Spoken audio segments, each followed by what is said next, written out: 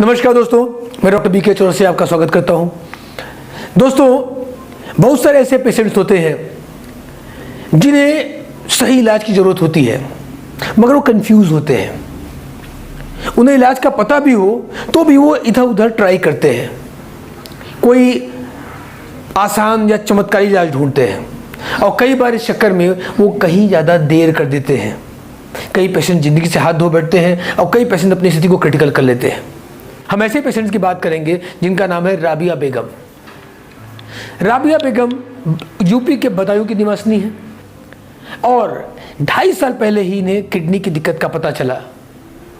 इन्होंने सही इलाज की तलाश करने के बजाय पहले एलोपैथ में इलाज कराया, आयुर्वेद के किसी नीम हकीम से भी इलाज कराया और आखिरकार क्रिटिनाइन जब बढ़ते बढ़ते 10 से भी ऊपर चला गया और स्थिति गंभीर हो गई, तब वो बीके आरोग्य में पहुंचे, हमारे मुख्य रिसर्च केंद्र पर। हमने भी इसको एज अ चैलेंज लिया।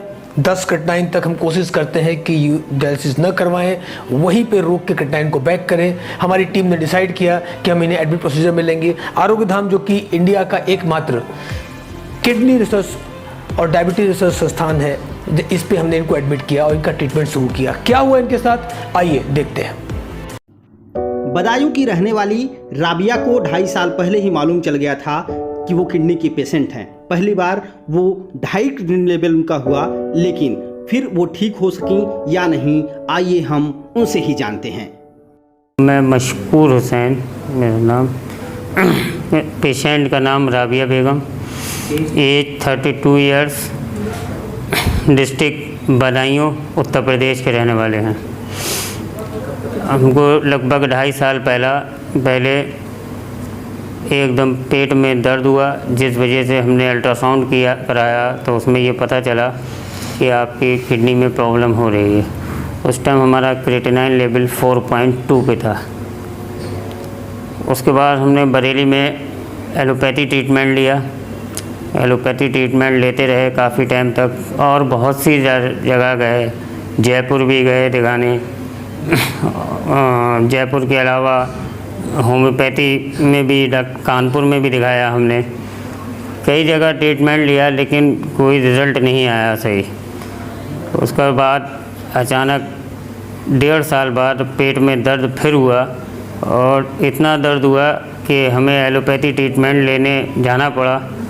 और बरेली जब हम पहुँचे तो वहाँ डॉक्टरों ने क्रिएटिनाइन चेक किया तो 6.5 था, अगले दिन 7.5 हुआ, उससे अगले दिन 8.5 हो गया। तब उन्होंने डायलिसिस किया। 2 डायलिसिस करने के बाद उन्होंने हमको 1 हफ्ते की दवा देके भेज दिया था, लेकिन हमने दवा ना खिलाकर एक आयुर्वेदिक दवा खिलवाई, जिससे जो है 1-1.5 महीने के अंदर ही क्रिएटिनाइन स्टॉप हो गया। वरना डायलिसिस के बाद क्रिएटिनाइन बहुत तेज़ी से भागता है, लेकिन वहाँ डायलिसिस के बाद जो है वो क्रिएटिनाइन स्टॉप हो गया था 7.5 पे। उसके बाद एलोपैथी ट्रीटमेंट लेते रहे, थोड़ा सा डाउन होता रहा, अप होता रहा, डाउन होता रहा, अप होता रहा। अब लगभग 6 महीने के बाद फिर एकदम अप होने के बाद क्रिएटिनाइन 9.5 10.5 पे पहुँच गया। तब हमने यूट्यूब के माध्यम से बीके आरोग्यम बनारस यहाँ पर आए। यहाँ हमने डॉक्टर साहब से मिले। डॉक्टर साहब ने बताया कि पहले एडमिट प्रोसेस करेंगे। 10 दिन का भी एडमिट प्रोसेस होता है, यहाँ 15 दिन का भी एडमिट प्रोसेस होता है। लेकिन 10 दिन के एडमिट प्रोसेस के बाद हमको काफ़ी रिलीफ मिला। शुरू में पहली रिपोर्ट में क्रिएटिनाइन अप हुआ था, लेकिन दूसरी रिपोर्ट में जो है क्रिएटिनाइन 2 पॉइंट नीचे आया।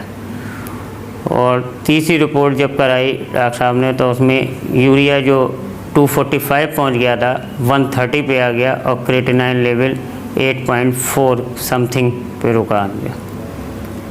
और अब यहाँ से हमको दवा देके छुट्टी की जा रही है कि आप दवा खाइए और परहेज़ कीजिए, इससे ही क्रिएटिनाइन और यूरिया दोनों कंट्रोल हो जाएंगी और आप फिट हो जाएंगे। हम यहाँ पर आए थे बीके आयोग्रम में तो क्रिएटिनाइन 10.5 था। आप 10 दिन के इलाज के बाद हमारा क्रिएटिनाइन 8.4 पे है, यूरिया 132 पे है। यहाँ के इलाज से बहुत बेहतर संतुष्ट हैं हम। मेरी तो राय ये है कि ज़्यादा से ज़्यादा लोग यहीं पर दिखाएं।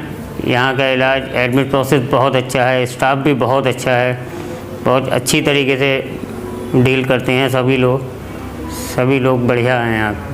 ये वही राबिया और उनका परिवार है जिन्हें 2.5 साल पहले किडनी की बीमारी का पता चला, लेकिन उन्होंने एलोपैथ इलाज करवाया जब इनका क्रिएटिनिन 2.5 से बढ़कर 10.5 पहुंच गया। लेकिन बीके आरोग्यम के इलाज से आखिर इनकी ज़िंदगी लौट आई और इनका क्रिएटिनिन लेवल 10.5 से घटकर 8.5 पर आया।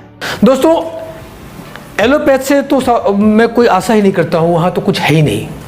लेकिन मैं ये भी कहना चाहता हूँ कि जो आप इलाज YouTube पे देख के और गोखरू का काढ़ा और दुनिया भर की चीज़ें, या जो फिर आप लोकल कोई डॉक्टर या सर्वा के डॉक्टर्स के पास पहुँचते हैं, इन कारणों से आप अपनी स्थिति खराब करते हैं।